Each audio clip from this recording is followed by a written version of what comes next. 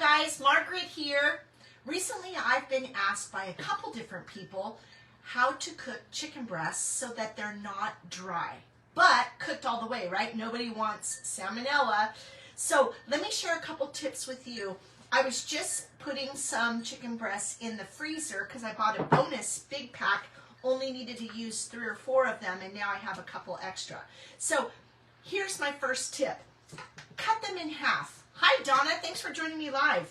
So nowadays, I don't know what it is, but these chicken breasts are huge. Some of the ones that I buy frozen from Costco are £1 a piece. That's like 4 servings for one chicken breast, which seems kind of crazy.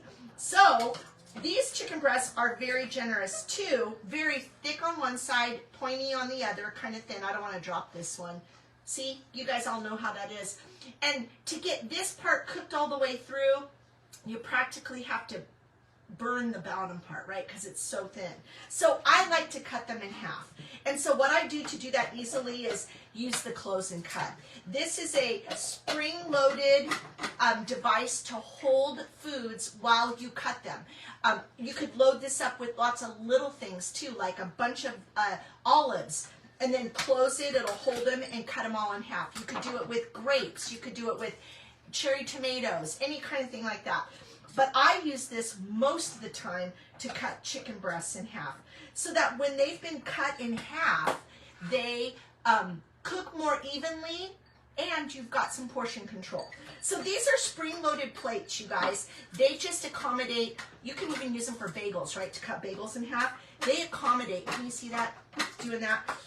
Whatever width you have. So you just close it, let the springs in those plates do their thing, take your chef's knife, and just seesaw your way through. Whoops. You don't want to lose the tip. Do you see how my tip is right there hanging out on the other side? You don't want to lose the tip inside the device. So it comes with the chef's knife, which I love this chef's knife, you guys. Anyway, then you've got these perfectly filleted breasts that are now all one width, and the little point takes care of itself. One piece ends up with the point, the other piece doesn't have the point.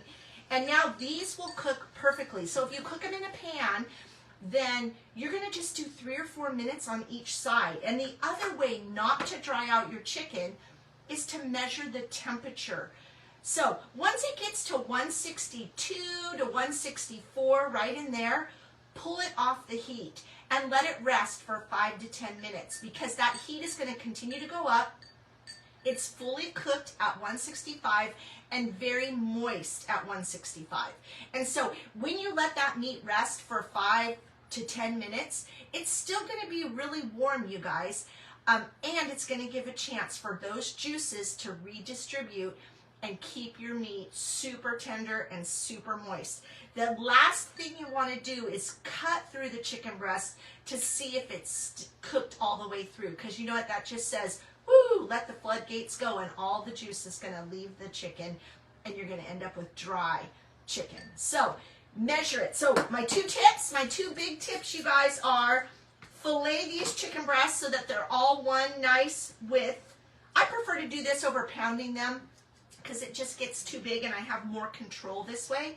And the other is set your timer for each side. It's just 3 or 4 minutes, even on the grill, but in a pan is how we mostly do it. And check the temperature. You just want it to be above 162. Pull it off that heat, let them rest, and they're going to be flavorful, tender, and super juicy. So have a great day, you guys. I'm going to put these in the freezer. And here's another tip. I don't know if you guys have mystery meat in your freezer like we do. You think you'll remember. You think it's going to look the same, but I swear it does not. So I date and label everything that's going in the freezer. And I've learned that because nobody wants mystery meat. Have a great day. Bye now.